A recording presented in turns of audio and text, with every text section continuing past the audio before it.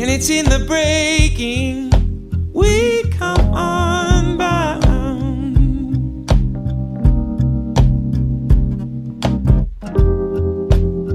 And it's in the giving we are found. Yeah, you could barely change. Welcome to A Medicinal Mind, Wisdom and Well-Being, a podcast dedicated to the telling of authentic stories and the sharing of insightful wisdom, exploring science and spirituality, medicine and Mother Nature. No topic is off limits when it comes to growing our personal understanding and supporting our collective well-being. With your host, Dr. Rob Abbott, a family medicine resident practicing spiritually focused and evolutionarily informed functional medicine, we hope to nourish your being so that you can flourish in whatever the moment has called for you to do. And I know you tried.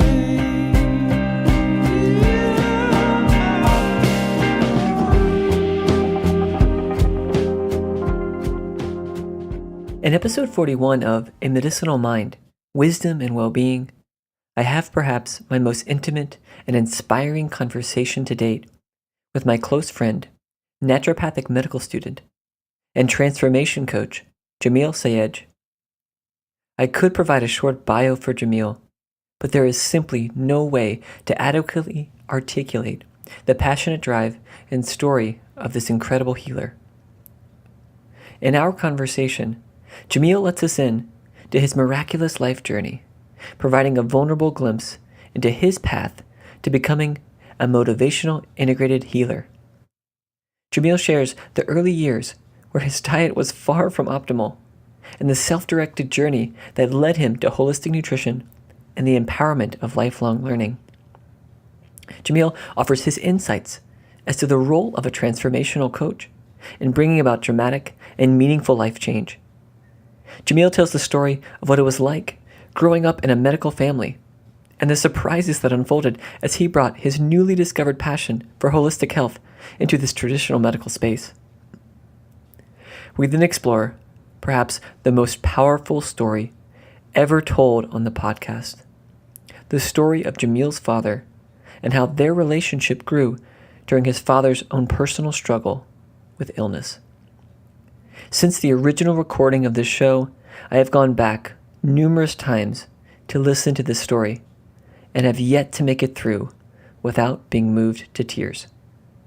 Jamil's passion for wellness and joy is unrivaled by anyone I have ever met.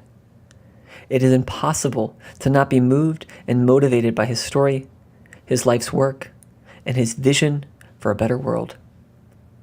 Please explore the show notes to find links to Jamil's page and get his amazing free ebook, 20 Steps to Your Next Breakthrough, one of the most practical and powerful guides to realizing your greater purpose in service to others.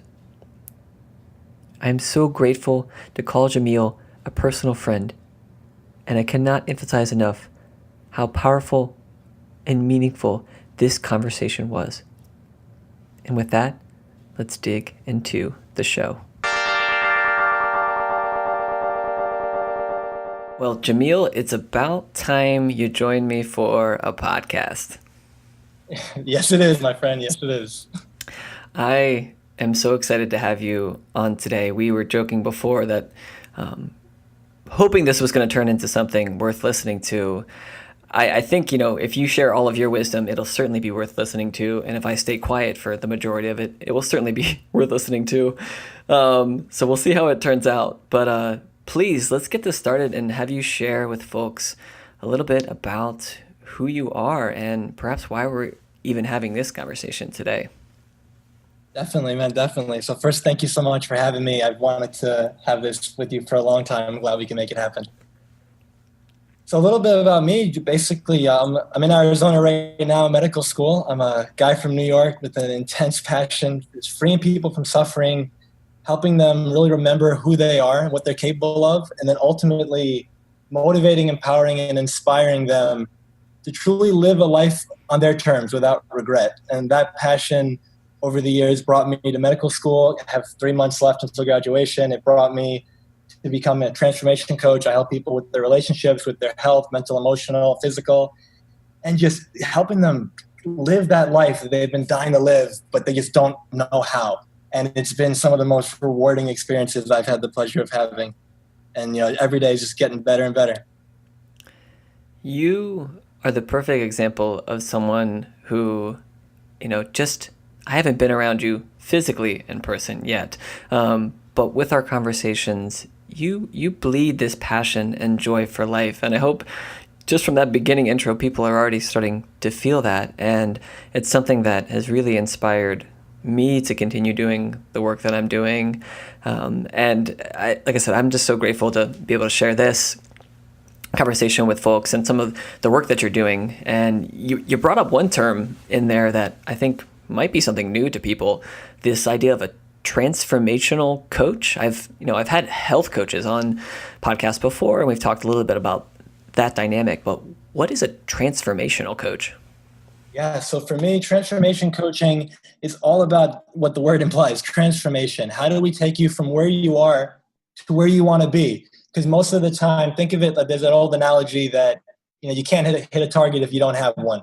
Most people, you ask them what do they want, and they tell you they're not too sure. Or they have an idea of what they want, but they're lying to themselves about where they're at right now. And if you're not brutally honest with where you're at right now and you sugarcoat it, then you're not going to know how much work you got to put in to get to where you want to be. And so ultimately for me, it's helping people figure out that end goal, but also get complete clarity of where they're at right now and then figure out the steps to take along the way to make that transformation happen. That's really interesting. Excuse me. It reminds me, I was looking through your ebook again the other day, and I think one of the quotes you picked out for that book, which is amazing, by the way, plugging for you. People need to get this ebook, and we'll have a link here to get to Jamil's page so you can sign up to get this just transformational ebook. You had a link I think a quote from Vince Lombardi saying something about, the guy on top of the mountain didn't just land there, and describing this process of what it takes to get to the mountain. And the first is realizing, well, where are we starting? Am I at base camp? Am I halfway up? Or what's it going to take to get to the top of the mountain? And would love for you to maybe articulate and describe some of this, the concepts behind growth and that process of getting to the top of the mountain.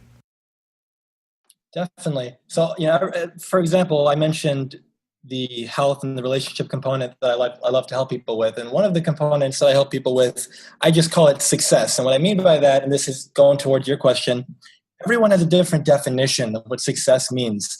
For some people, they have to make millions, if not billions of dollars in order to be considered a success in their mind. For others, they have to have a strong spiritual connection with their creator. For others, it's I have to have a loving, passionate relationship with my spouse, or I have to be a hero to my kids, or whatever it is, but it's different for everybody. So whatever that mountain is for you, once we can get clarity on it, then we can figure out, as again, what I said before, where you're at right now and what's been stopping you, what's been holding you back from getting it. Why don't you already have it? And once we can figure that out, what have been your biggest, let's say, weights? What's been holding you back? And once we can figure that out, we can get you there. It's so beautiful. Just listening to you talk, you have plenty of stories working with folks, helping them get to that mountain. I'm sitting here thinking too, you didn't just suddenly wake up one day and decide I'm going to be a transformational coach. Maybe you did, but was curious, what has that journey been like from an earlier age or in adolescence? When did you decide that you wanted to pursue medicine, and then more broadly this sort of transformational just optimization and nourishment through really kind of communal and personal support? Yeah, 100% what you said. It has not been an overnight thing. I've been going at this for 14 years or so. This has been my greatest passion. It's been what I've devoted my life to, man. And so for me, I started when I was 14 years old, and it all started actually with athletics. It was more of a selfish start. It was I just wanted to get better, and I was a pretty crappy track athlete, and I would get sick all the time. And I was wondering not only why am I sick all the time, but why is my track performances so bad? And to give context to anyone out there who runs, I was like a 2 minute, 41 second half miler. And for people who actually do track and they practice and they run, especially that's pretty bad. And so I was running those times. I was getting sick all the time, wasn't feeling good. And I finally realized, all right, something's going on. I got to change this. What could it be? And I thought about it. I was like, well, maybe it's my diet. I've heard some things about food that is important. I had no real knowledge of it at all. And I had, after working with patients now for a number of years, I've had the worst diet I've seen any patient have. And so I'm surprised I'm even alive. And so yeah, I was doing a gallon of soda a day. I was doing a full box of double stuffed Oreos every day. I was having, 4 to 6 times a week, McDonald's, Burger King, pizza, nothing but junk food. I didn't touch vegetables till I was like 19. And wow. Hold on. Let's just stop 1 second here. You were operating and functional on those foods you just described.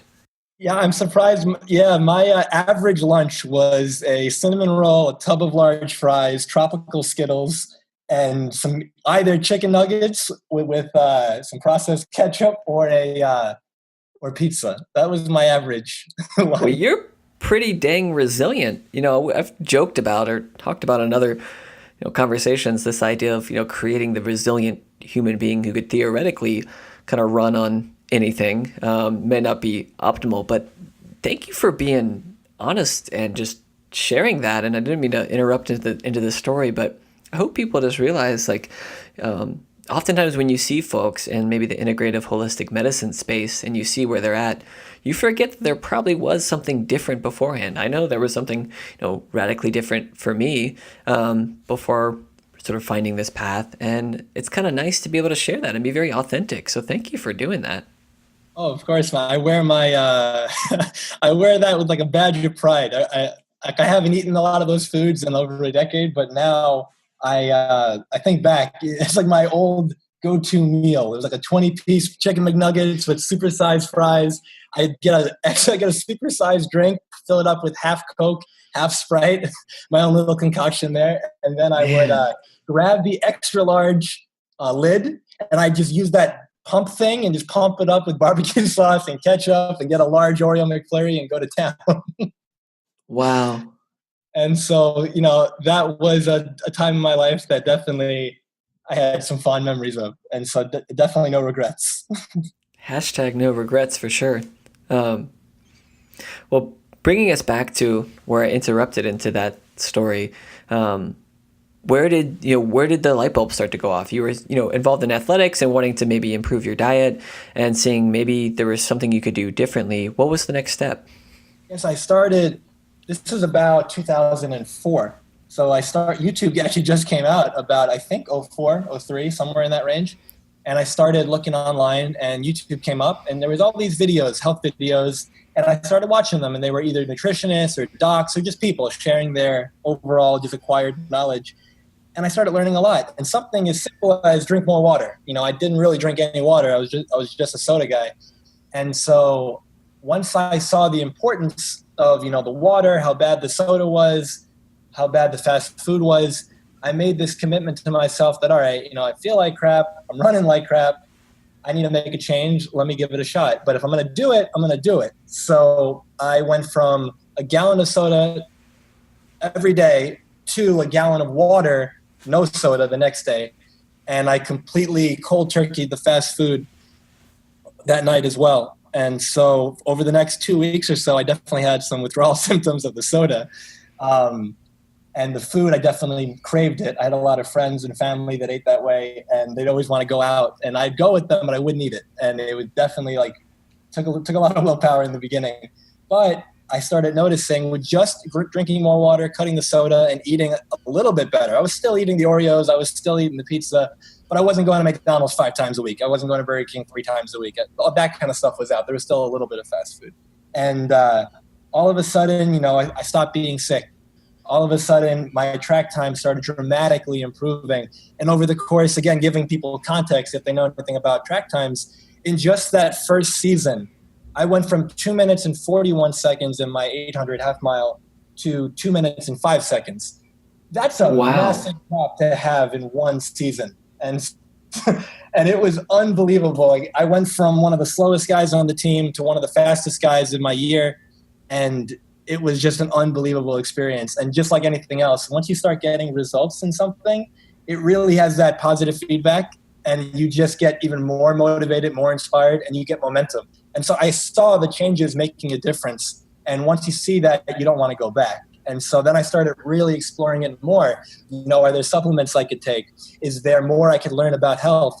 And this is all at 14. So now fast forward from 14, freshman year of high school, to 17 when I graduated, I put in thousands and thousands, no exaggeration, of hours, specifically on YouTube, not counting books that I was reading, of just health and learning anything I possibly can. But then it also got me into a lot of that motivational space. And it all started for me just by going on YouTube and typing in, I wanted something to just kind of pick me up a little bit. And I remember just typing in motivation, 2008 or something, whatever it was. And these videos would come up. And, they usually focus on athletics, and they'd be 3 to 5 minutes long, and it'd be pretty inspiring. But you hear a lot of these amazing life coaches, motivational speakers, whatever they do, their voiceovers are in the background. And it really just picked me up, and I just got obsessed with it. I started listening to them, reading their books. It got to a point where I would download the audios, and I had a playlist on my phone that would just accumulate, and I would listen to these audios on repeat. And now to this day, there's almost 300 audios on my cell phone of that playlist. And these are videos ranging from 2 minutes to an hour, and they're nonstop, just influencing your mind on how to perform at that peak and not let anything limit you. And so couple that with the nutritional research I was doing, and then it turned into, I come from a family with a lot of physicians, and seeing them talk about their patients and what they were going through. And now this is me, 16, 15, 17 years old, saying, have you tried this? Have you tried that? This would probably help. And the ones that took me seriously and listened, they actually saw their patients get dramatically better with medications. And they started, bringing more to me and saying, well, what do you think about this? What about this? Because as you know, the traditional docs, they don't always get the same intense nutrition training as, let's say, a nutritionist or a naturopathic doc. And it's one component of healing that's very important, in my opinion. And so at this point, the only training I had was self-training. But because the passion was there and I really sought the foremost experts, I was getting good intel. And so started really getting phenomenal results with these people. And then my friends and family would come to me, hey, I want to lose weight. Hey, I'm on this medication. How can I avoid that? Is there a natural thing I could take? And all of a sudden, it started getting better and better results with people, and that confidence would build. And then after I graduated fast forward another couple of years, but after college, I worked as a medical assistant in a family practice, internal medicine, and urgent care center. It was all three of those. And it was one of the greatest experiences of my life, man. And I was there for 2-3 years, and I got to work with thousands of patients, no exaggeration.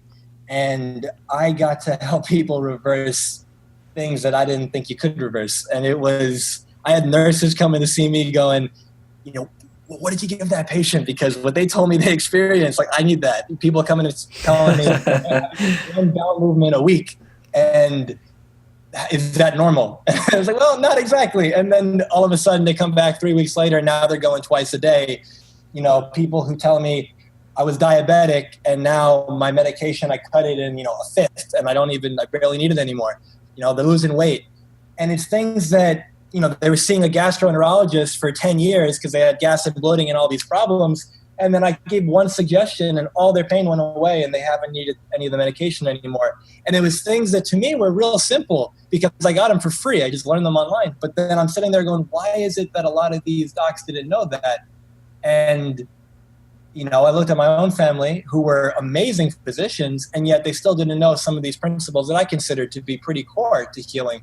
And so I did some research online and I found naturopathic medicine, and I'd never heard of it before. My original goal was just to be a medical doctor and then do my own research, how I've already been doing in the past, and then just kind of grow with that. And when I was on YouTube one day listening to one of these medical shows, the speaker blew me away, and then at the end, his name popped up.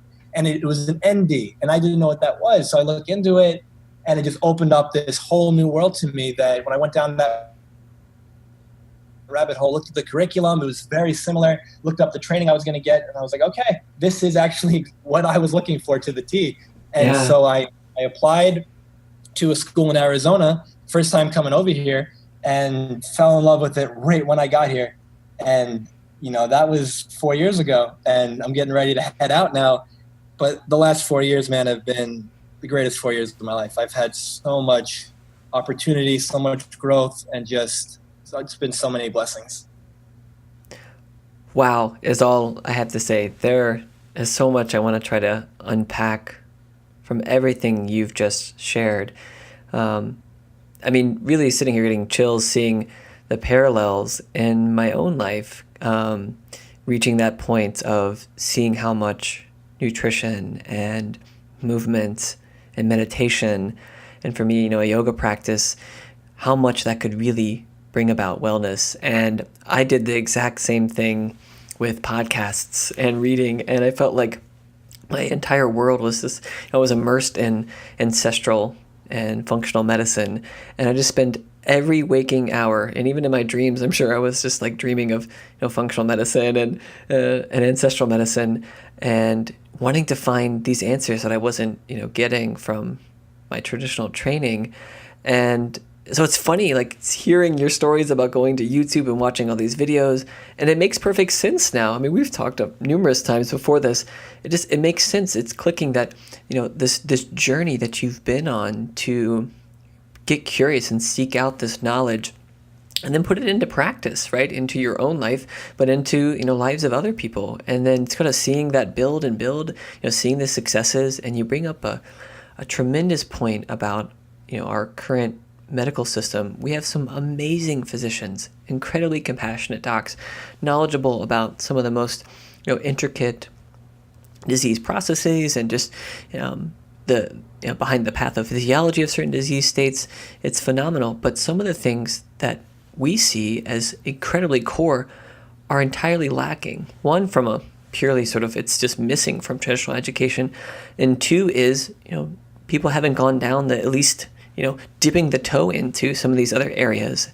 And sometimes it might take someone coming along and shaking things up a little bit and showing them something new for them to read into it or discover it. And, you know, I wish we could all take sabbatical years and just like, you know, find that thing we're curious about and just be immersed in it. And I feel like a lot of our current medical doctors, clinicians, if they could have a little sabbatical year, one for self-care and two for this immersion and just a different way of potentially approaching their work, we would have just a workforce of, I think, incredibly compassionate and really, you know, healing clinicians. It's just, you know, me thinking of just what this utopia world could be like. But it's, I don't know, I'm just sitting here fascinated by that journey that you've been on, and then, you know, eventually leading you to naturopathic medicine. And you know, there is a question here embedded, and it boils down to, amidst everything that you've done, your curiosity, all of this learning and this ongoing learning, it hasn't stopped. What really has been the most important value to you in terms of just your life, in terms of weeding through and even, you know, pouring yourself into things that you're, you know, interested in? What has been the core value that has driven you towards this calling? I'd say for me, if it's okay, can I share a little bit of my story that I feel like would do justice to answer what you just asked me? Please do. So the answer to your question is, for me, perspective. And so when I was 19, I was a sophomore in undergrad, and I went to Fordham University in the Bronx in New York. And so that's where actually Vince Lombardi taught. So that gives a little correlation to that quote you saw earlier in the ebook. Nice. But yeah, so just bringing it full circle. And so when I was 19, I'm in college, and there was this medical pre-med group that I was part of, and the pre-medical group got funding by the city, or by the state rather, to be able to support some of the students in that group.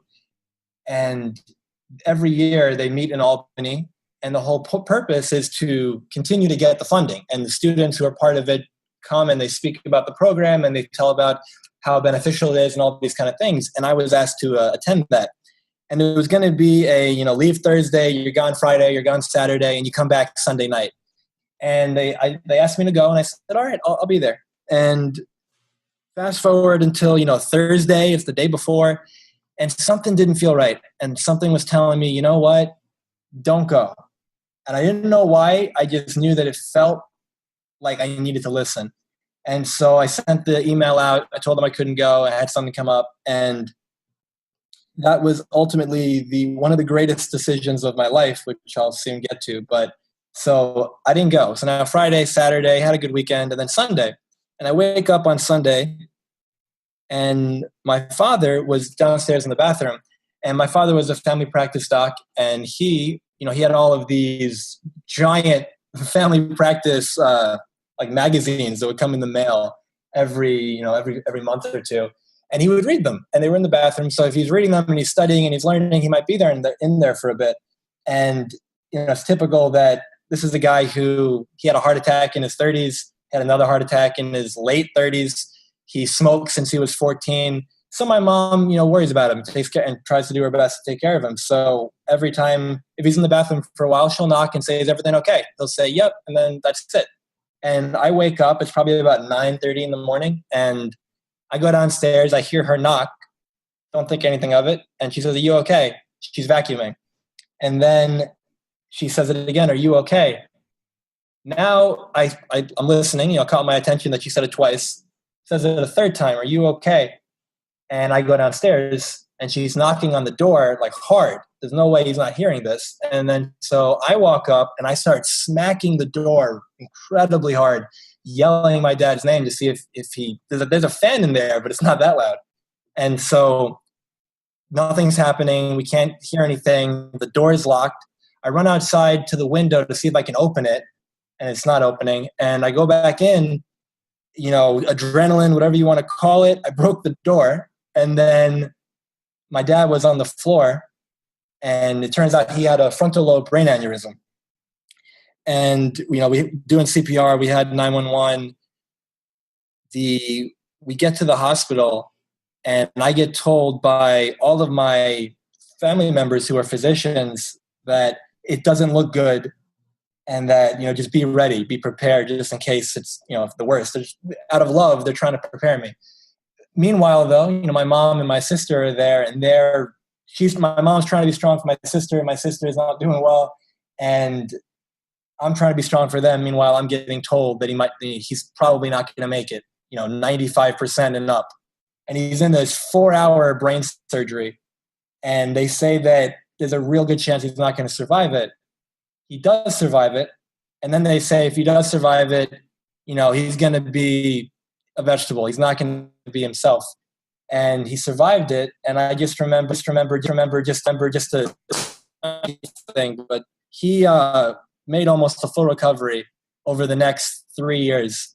And over the next 3 years, this is a guy that I loved him dearly. He loved me, but he was a workaholic, and I was at school. And when I wasn't at school, I was at friends or doing whatever. And other than, dinner and stuff like that, I didn't really get to spend a lot of time with this man. And over those next 3 years, every day for the first year and a half, I went to sleep wondering, I went to sleep wondering, is my dad going to be dead tomorrow morning? Am I going to wake up and he's not around? And then I woke up every morning for the first 500 something days thinking, was this a dream? And then I would walk downstairs with this hesitation, slightly hoping that I'd see him in the kitchen reading a newspaper like he used to, and he wouldn't be there. Or he'd be there, but it was post-aneurysm and he'd be a little bit off. And it really hit me that, all right, this is real. But I started to shift in the perspective and realize how fortunate I was that I got one more day with him.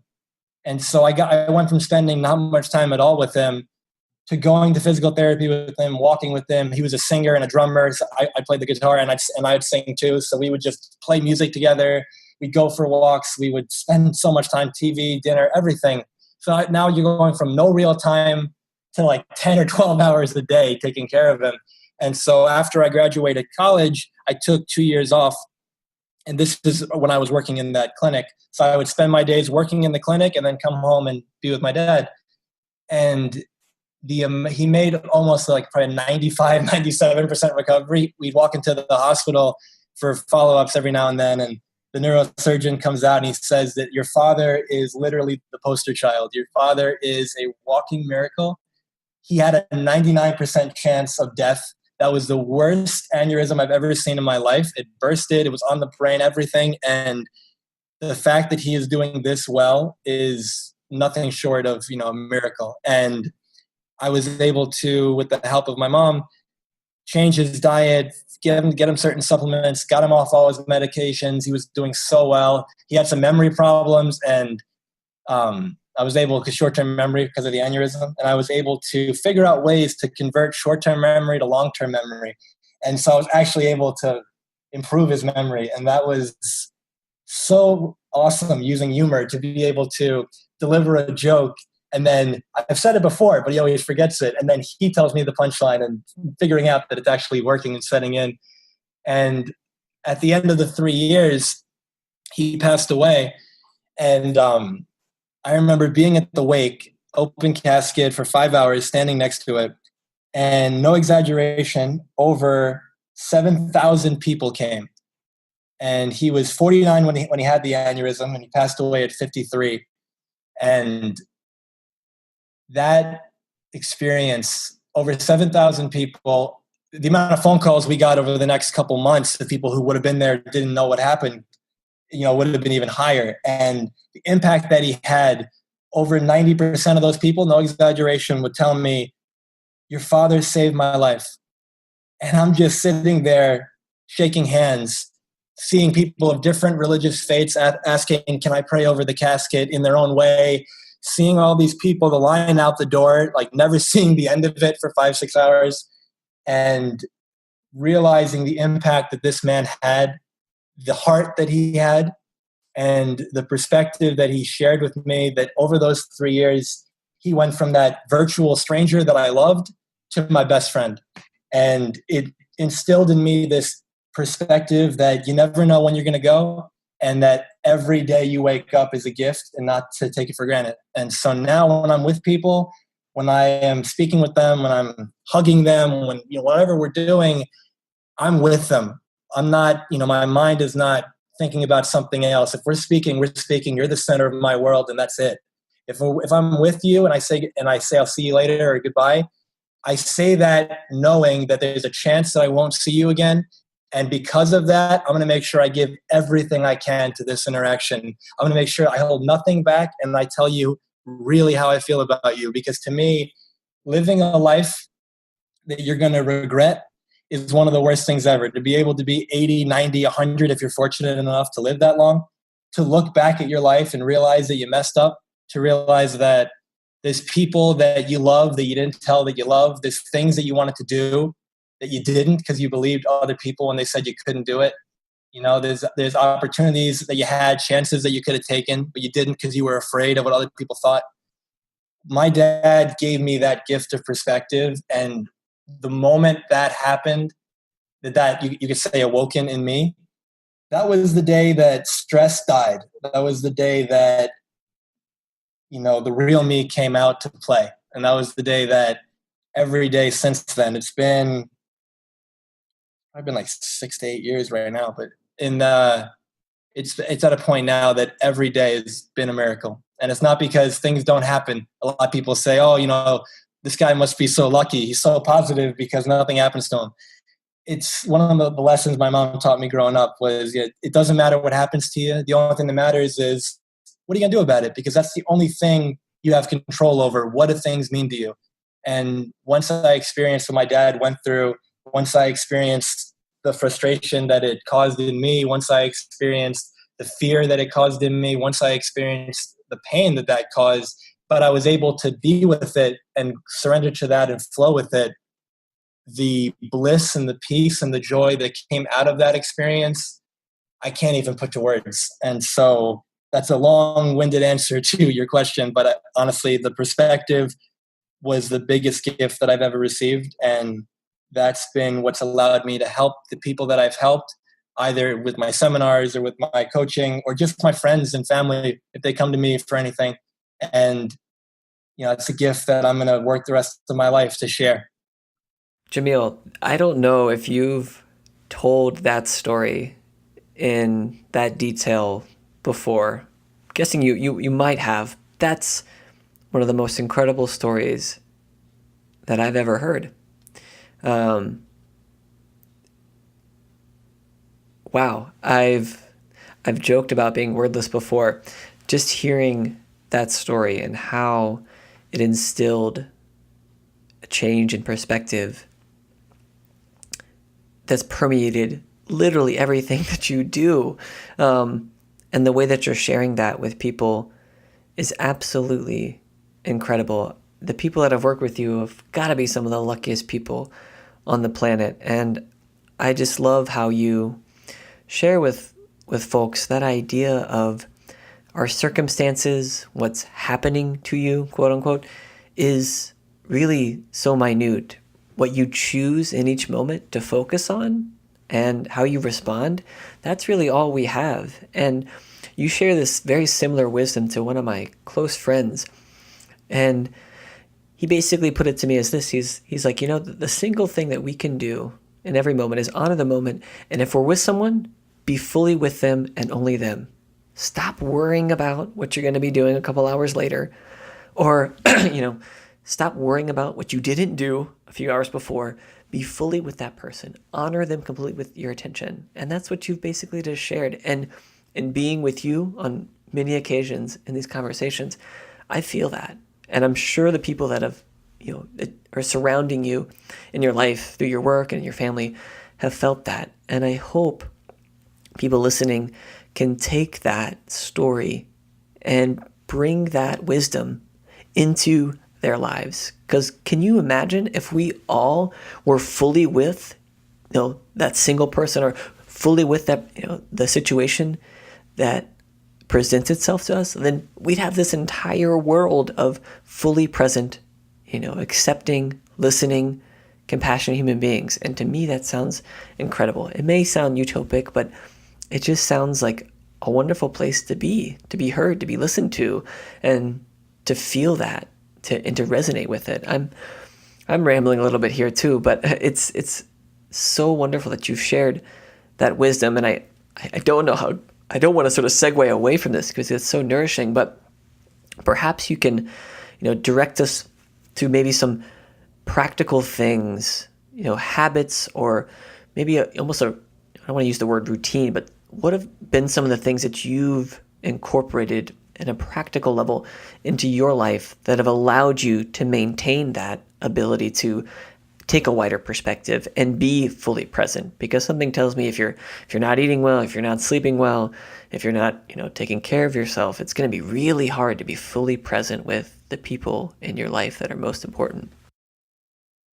100%. Yeah. The obviously, there's the physical component, as you alluded to, the sleeping, the diet, drinking enough water, stuff like that. Of course, we want to do these things, but those are the things that I feel like people hear all the time, and they may not do it, but they know it, if that makes sense. I feel like some things that I could share that people may not do as often that could be very practical and useful. So one thing is actually, a lot of people like to talk about things and they don't act on things. And so to give an example, one thing you can do to get yourself out of your head and into your body to actually presence you is, let's say you have a fear of speaking. Let's say you, like in terms of public speaking, or let's say you have a fear of going up to speak to that person that you find attractive, or you have a fear of just large groups or whatever, or just speaking to strangers, whatever it is. Putting yourself in a situation where you decide to do that. And decide doesn't mean, decide comes from the Latin word to cut off. And so when you say, I'm doing this, I decide to do this, this is happening and there's no other ifs, ands, or buts. And so you put yourself in a situation where, all right, that person, part of me wants to talk to them real badly for whatever the reason is. And I'm also hesitating. I'm going to count to 3 and I'm going to go. And it's not going to feel right at all. And I'm going to walk up and I'm going to say hi, and it's going to be awkward as hell. And, and they might look at me like I got 5 heads. If it's someone I'm attracted to and they're not attracted back, they might just flat out reject me. They might be sweet. They might be rude. It doesn't matter. The point is that you did it. So regardless of the outcome, it's a victory. Then you do that again, and then you do that again. You can make a whole afternoon about this, to the point where the fear completely dies, because the fear is stemming from, think of it like this. The brain has 2 functions. The main one is survival. And survival is what the brain's job is. You got a 2 million year old brain that's complete focus is, how do I stay alive? Anything that you perceive to be a threat, it's going to avoid. The second thing, though, it's more your job, and that's the fulfillment aspect of it. Because in order for you to get that life that you want, you're going to have to get out of your comfort zone. You're going to have to get uncomfortable and be comfortable with that. And so in this situation, yeah, you're not running from a lion, but because you've built up this fear of whatever it is that you want to do, it's the equivalent of that in your mind, at least. And so you're not going to want to walk up to that person. You're not going to want to take a chance starting that new business. You're not going to want to reach out to that person to make that appointment or to get into that relationship, whatever it is. Do it anyway. Like, you don't have to feel good about it. If it's what you want and there's fear holding you back, figure out what you're more afraid of. I remember talking to a client who, he really liked this girl and he was dead afraid of walking up and speaking with her. And something as simple as getting him to go inside, and I want him to picture he walks up to her and she says yes, and they have a good conversation. Even if he, messes up what he wants to say and he fumbles his way through it, she finds it cute and they go on a date. Now let's imagine the date goes really well and he gets to know her and he's like, this girl's freaking amazing. And then they go out months, years, and all of a sudden they're married. And then I painted the picture of what the life would be like together with kids and life and travel and everything. And I did this for 20 minutes. And you get to the end of it and they're both on the rocking chair and they're holding hands and they're 90 years old and they're reflecting on how incredible their life is. And they're joking about when they first met. And he's telling her how when they first met, he was like dying to ask her out and he was like real scared. He put it off. And then one day he did it and she said yes. And it's the greatest thing he ever did. Then I bring him back to this moment when that girl is like 20 feet away talking to somebody. And I ask him, is the possibility that future could be real worth the risk that she might say, no, thank you? And oh, wow. And when you realize that if she says no, you're in the same boat you're in now, and you're even in a better boat, because when you realize that person that you really like that doesn't like you back, you can move on and you don't have to dwell on it. And it's also a victory because you did something you were afraid to do and you pushed yourself. But if you say yes, if she says yes rather, the upside is so high that there is no downside. But what people like to do is because the mind, again, it's not their fault. The brain focuses on survival and perceived threat. And so when you sit there and you ask yourself, what if it doesn't work out? Well, I'm going to come back with, what if it does? And if it does and the upside is worth it, then do it. And if it's not worth it to you, then don't. But you got to live life. You can't live someone else's version of your life. You can't live life like as if you're watching a movie or like you're a spectator in the stands. You got to be out in the field and you got to be playing. Gosh, I love everything you share, Jamil. It's just, I feel spoiled to have you as such a wonderful friend. I think, Guillermo Ruiz or Billy Mitchell, I think, introduced us. And I've just been so grateful for that connection. You have so much wisdom and so much passion. It's so funny, this story. It may seem a little abstract or irrelevant, but it's so true. I'm sitting here kind of laughing to myself, thinking back to my own life, going through that same conflicting situation of deciding, should I speak to this resident who's now my fiance. So I was, absolutely terrified out of my mind. And I did one of those thought experiments, actually. It's very funny that at the time I had no idea it's something you're using with some of your clients. But you put it in such a great perspective of what do you really have to lose? If if she says yes, there's a win. And if she says no, like you tried something that you were incredibly afraid of. I think in your book, you'd call it like, win or grow or win or learn, right? There's no lose. And if we did that in, more of our life, if we applied that idea and that growth mindset, there would be no such thing as fear. It's just really just being and overcoming and having courage. So thank you for sharing that. We've already spent so much time here digging into your life story and so much wisdom. You're an incredibly busy person, and so I'm really thankful that you spent some time here. Please insert at this point anything else that you feel like our audience could benefit from in terms of in the context of what we've been talking about today. Yeah, thank you. I just wanted to add, I realized that story, it might not apply on the surface to somebody's life if they're looking at it from the context of just a relationship. The point of me mentioning that is a lot of times people want, as you mentioned, give us some practical advice, give us a tip. But the thing is, they want it from the perspective of they want to consume and they want to learn, but they don't act on it. And so my goal in saying what I said is for people to realize that you are capable of so much more than you give yourself credit for, and you allow the story of your past to hold you back. And you think that, I wasn't able to do this before, or in the past, this person said no to me, therefore it's going to happen again. Meanwhile, there's that quote by Babe Ruth that I love so much. It's every strikeout brings me one step closer to my next home run. Every single one of us is capable of so much. Stop holding yourself back because you are the biggest limiting factor. You're the bottleneck. There's that old expression, you are the greatest problem you will ever have, but you're also the greatest solution. And I want people to just take responsibility for their life, because once you do that and you stop blaming other people for what's going on, what you're feeling and where you're at, then you can change it. But as long as you blame other people, you say, I'm where I'm at because this person did this, or I'm where I'm at because I feel what I feel because he or she did that. Now they have the power, and now you're going to keep feeling that way until they decide otherwise, which might never happen. Take the power back, take responsibility for your life, and decide, what do I want? What's been holding me back? Where am I really at right now, honestly? And what are some steps that I can take starting now? Small steps, doesn't matter how small, get momentum. What can get me moving in that direction that I want to go? Because I promise you do that, 1 year from now, your life is going to be unrecognizable and you'll be so much closer to making that dream a reality. But at the same time, if you don't do it, a year from now, that time's going to pass anyway. Are you going to be in the same spot you're in now, or are you going to be making those dreams come true?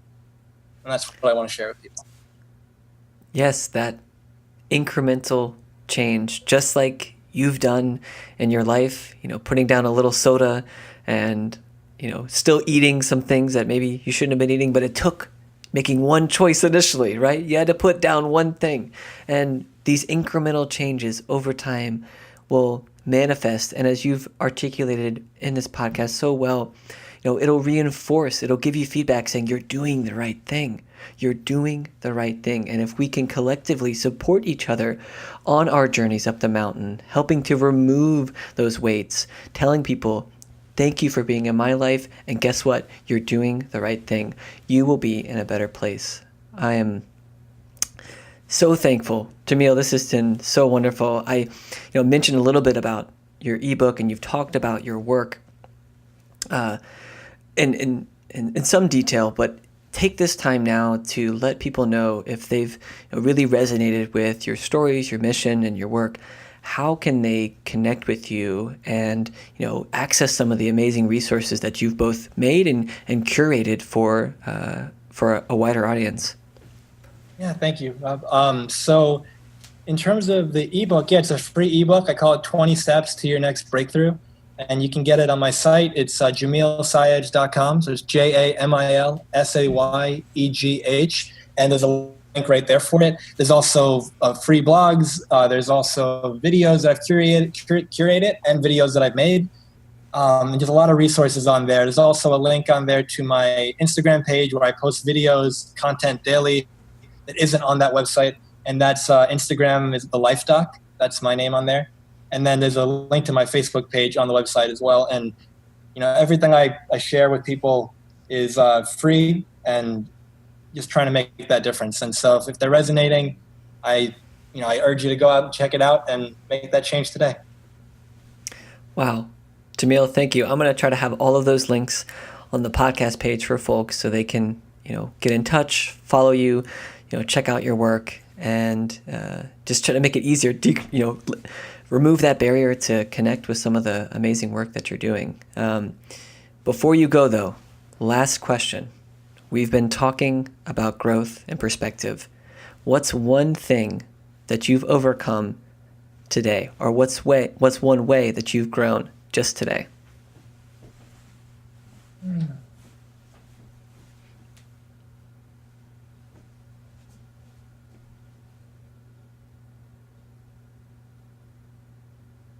So I wanted to give that a little bit of thought before I answered that.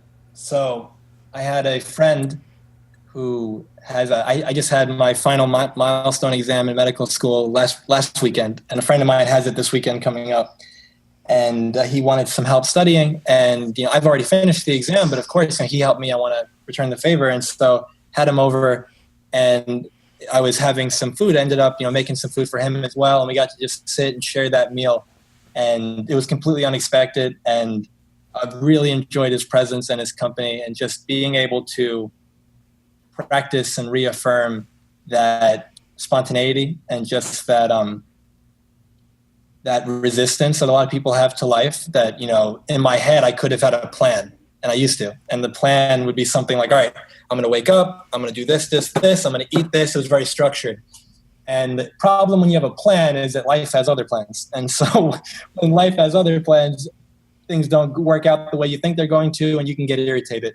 And, in the past, I might not have been as welcoming. It might have been, let me eat this first, and then you come by. But this time it was like, not at all. Like, come over, I have plenty, share with me, enjoy. And it felt so good to be able to give. It felt so good to be able to share that with him.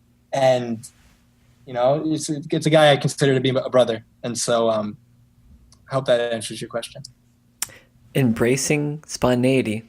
That's, your moment of growth. And I, too, share some very similar moments in my life, kind of breaking from that structure and making room for the spontaneous love. So thank you for sharing that and for everything. I cannot wait to meet you in person at some point. I know it's in the cards.